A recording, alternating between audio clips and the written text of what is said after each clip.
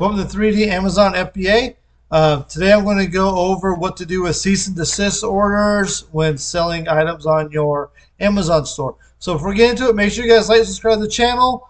I'll hook you guys up with some very valuable information for your Amazon business. All right, so I got, this is typically the same company that always sends them out is Voorhees. I see people saying in chat groups, whether to take, or, Facebook groups, whether to take them seriously or not. Some people do, some people don't.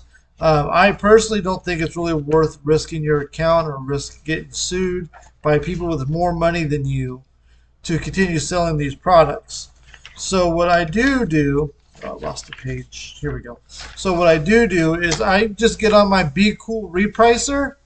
I just lower my prices and just sell out of the stuff and just move on with my life. And, for the most part, stop selling those brands. Voorhees, I think I do have a few different of their brands that are listed on this. Voorhees is a legal counsel. They're not the company. The company is GSK Brands. I'm not familiar with them as a conglomerate, but I do know several of their brands. And I want to tell you guys what brands are on here that you may or may not be selling. Some of these I never heard of, like Abriva, I guess if I pronounced that right. But there's a lot of these you might have heard of. But I basically just lower my prices, sell through them, and move on to other products where I don't have to worry about this crap, because it's really not worth the risk to me to continue to sell these products, because I just don't really want to be sued and all that stuff. Even though most these letters I think are largely bullcrap, because I've sold through stuff and I've never had any repercussions or nothing. But to me, it's really not worth the risk. So the brands on here that I've heard of is Advil. So if you sell these brands, you're opening yourself up to one of these cease and desist letters. So Advil, Aquafresh, Centrum, which I sell quite a bit of Centrum. Just Chapstick, the brand. Let me see. Emergency, that's the vitamin C powders that you get for like $7. Most of the time they're not profitable. I sold a lot of them in 2020 when everybody was, getting on supplements and stuff with the virus and stuff. Excedrin, X-Lax, Flonase, Gas X, Lamisil. Haven't ever sold any of those brands. Let me see what else is on here. I've heard of Nicorette.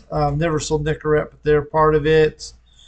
Let me see. Robitussin. I sell quite a bit of Robitussin as well. Theraflu, Tums. Those are the brands that I've heard of. The rest of these I've never heard of. But if you're selling any of these brands here, I'll just hold this up for you guys if you want to pause the video and look at it. But that's what I got a cease and desist letter for. And I recommend, if you carry these brands, just sell through it, move on. If you risk it, it's really up to you.